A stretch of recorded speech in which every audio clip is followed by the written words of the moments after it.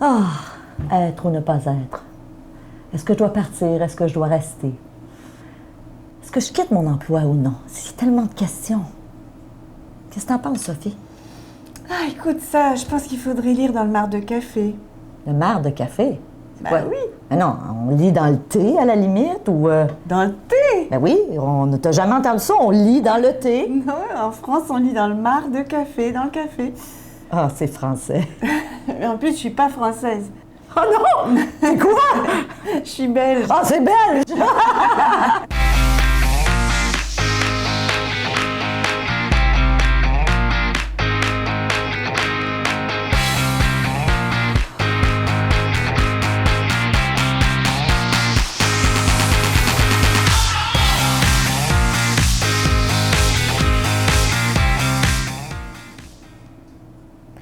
Bonjour et bienvenue à Mastef TV, votre télé inspirante. J'espère que vous allez bien.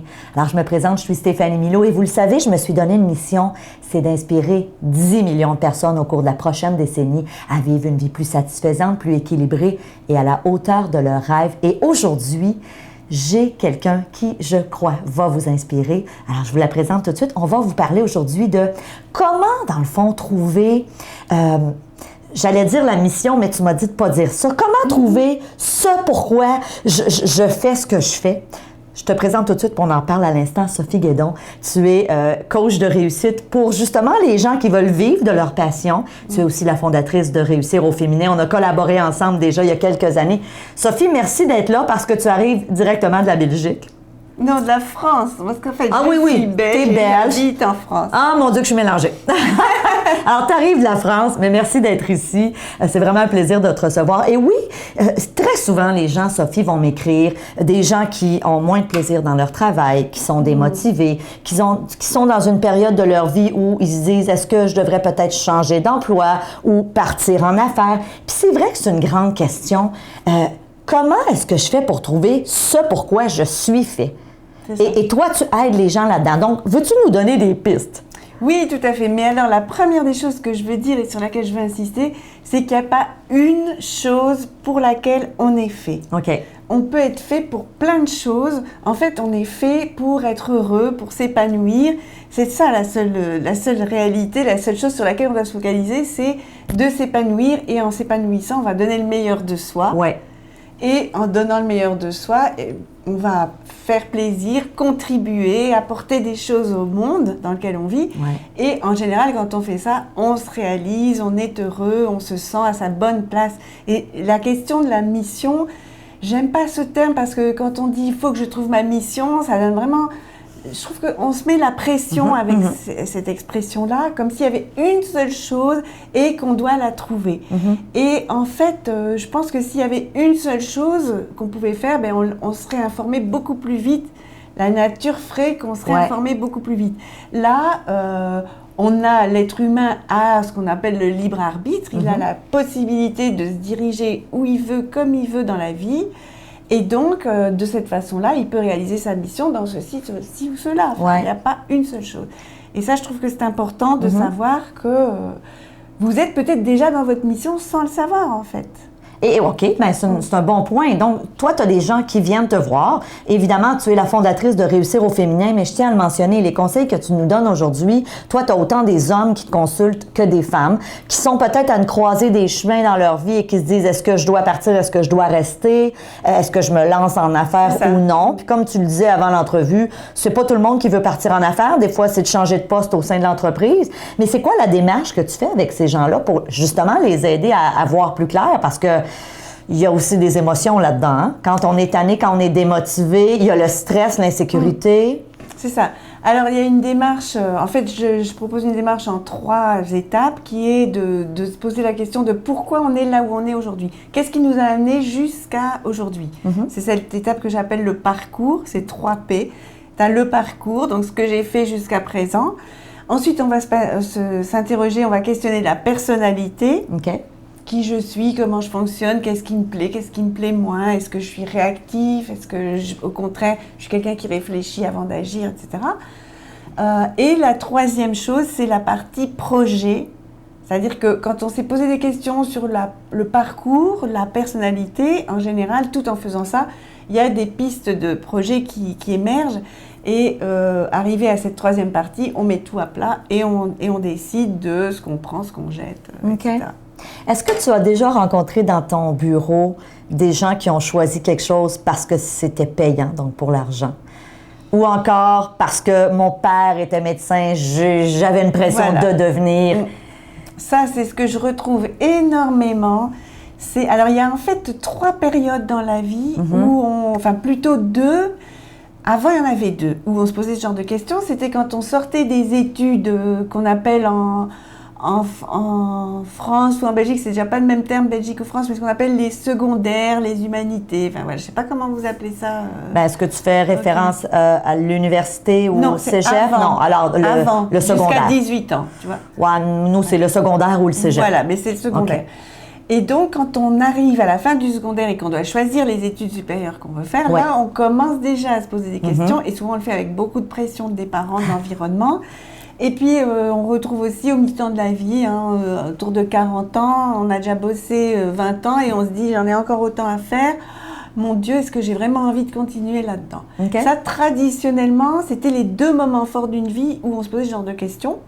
Et de plus en plus, dans mon bureau, et je vois mes collègues, c'est la même chose, on découvre un nouveau public. Ce sont des gens qui ont entre 25 et 35 ans. Et justement, ça répond à ce que tu disais tout à l'heure, ils sont arrivés sur le marché du travail sans se poser de questions. Et puis, ils ont pratiqué pendant quelques années et ils ont 25-30 ans et tout à coup, ils se disent « Qu'est-ce que je fous là? Comment je suis arrivée là, etc. » Je me suis jamais posé la question et voilà. Et à l'idée parce qu'en plus de ça, l'âge de la retraite recule de plus en plus, à l'idée qu'ils ont plus que l'âge qu'ils ont à faire encore dans cette situation-là, ça les effraie. Et ça, c'est vraiment récent, je trouve. Et je pense tu attribues ça à quoi? Parce que c'est intéressant. Je pense que c'est justement ce que tu disais, c'est que ce sont beaucoup de gens qui ont été bons à l'école, ils ne se sont pas posé trop de questions parce qu'ils étaient bons à l'école. Les parents leur ont dit, alors je ne sais pas comment ça se passe au Québec, mais en France et en Belgique aussi, mais on a une filière privilégiée, c'est les maths. C'est comme ça, c'est peut-être un peu moins, j'ai l'impression. De ce que je vois, c'est beaucoup plus ouvert. Mais en France, on doit faire des maths. Il n'y a que ça de vrai. Oh mon Dieu, j'aurais été très malheureuse d'être en France. Moi, j'étais en Belgique. Mais... donc, tu dois faire des maths. Si tu es bon en maths, eh bien, on va te dire continue là-dedans. Même si tu as même si tu es plus artistique ou... Pour les arts ou pour les lettres, on va... La plupart du temps, on va dire non, si tu peux continuer en maths, fais-le. Ça n'a pas de bon sens. Non, t'aimes pas ça, t'es bon, mais t'aimes pas ça, mais va là-dedans. Du coup, j'ai même, pour te dire, ça n'a pas de bon sens, j'ai rencontré une jeune fille qui voulait être journaliste. Et alors, dans la ville où on habite, il y a une grande école de journalistes très réputée. Donc, ça lui paraissait normal de faire cette école-là, sauf qu'il y a une sélection à l'entrée. Et finalement, elle a fait des maths, parce que papa, maman, tout le monde lui a dit, pas que les parents, je ne veux pas tout mettre sur le dos des parents, mais l'environnement, les enseignants, l'école, etc. Il y a une pression vraiment énorme pour vous faire continuer là-dedans si vous pouvez plus ou moins. Donc elle pouvait plutôt moins que plus. Mais elle a continué et elle s'est retrouvée à avoir son bac, ou à être sur le point de terminer son bac, mais avec des notes assez faibles, mais en maths. Mais du coup, pour pouvoir rentrer à l'école de journalisme avec un bulletin comme ça, des notes autour de 10 sur 20, ça passait pas. Voilà, ça passait pas. Alors qu'on lui aurait dit, fais du français pour faire de journalisme, c'est quand même pas plus mal. Eh bien, elle aurait pu avoir des notes bien meilleures qui lui auraient ouvert la porte de cette école beaucoup plus facilement. Alors ça, c'est principalement le type de clientèle que tu reçois dans ton bureau? Non, pas que, mais bon, c'était ça pour illustrer la pression des parents, la pression... Alors, ce que j'ai aussi pas mal, et là c'est plus souvent des garçons, des jeunes qui sont bons en maths, et là de nouveau on leur dit « Ah mais si tu peux faire des maths, mon cher, t'as tellement de chance, continue là-dedans, si tu peux faire des maths, vas-y ». Et donc, qu'est-ce qu'on fait quand on fait des maths? La filière la plus appréciable, c'est être ingénieur. C'est le top quand on est bon en maths. Donc, qu'est-ce qu'ils font? Ils font ingénieur. Et puis, ingénieur, c'est 5 années d'études et on a des stages. Et surtout, en 5e année, on a une grosse partie de stages avec un travail de fin d'études qu'on fait souvent sur le... J'ai donné des cours dans les écoles d'ingénieurs aussi, donc je connais un peu. Et donc, le travail de fin d'études va être basé sur ce qui a été fait en stage. Et du coup, on leur propose le plus souvent de rester travailler là. Donc, ils ne se sont jamais posé la question de qu'est-ce que je veux faire. Il y a comme un tapis qui s'est déroulé. Et là, donc, ils terminent, ils ont 23 ans en général. Peut-être un petit peu plus quand ils ont eu des difficultés, mais ils ont 23 ans. Donc, ils commencent à entrer dans l'entreprise qui les a pris en stage. Ils n'ont même pas d'entretien d'embauche. Ils ne savent même pas faire un CV à la limite. Ils sont embauchés et puis au bout d'1 an, 2 ans, 3 ans... peuvent se réveiller. Ils se réveillent vraiment pas mais aimé qu'est-ce que je fais là? Okay. Voilà. Je trouve ça intéressant parce que dans le fond, ce que j'entends, c'est, et là, indépendamment de l'âge que vous avez, indépendamment d'où vous êtes dans votre vie, peut-être que vous avez 45 ans en ce moment, mais que vous dites, je peux pas croire qu'il me reste encore 20 ans dans ce job, ou... Ce que tu nous dis, Sophie, est-ce que je me trompe, c'est important de s'arrêter puis de se poser la question. Exactement. J'ai envie de quoi? Parce que trop de gens se sont retrouvés à un endroit parce que c'était la voie... Tout à fait, tout à fait. Vraiment, le message que j'ai à faire passer, c'est posez-vous la question, posez-vous la question. Et les jeunes ingénieurs, justement, j'avais fait un sondage à un moment, et parce que j'avais repris une année d'études et je devais faire moi aussi un mémoire, donc je les avais questionnés. Et je les prenais en 3e année et je disais, qu'est-ce que tu veux faire plus tard? Mais j'en sais rien. Je me poserai la question en 5e année. Ça leur paraissait évident de ne pas se poser la question avant. Alors que, et c'est encore fréquent.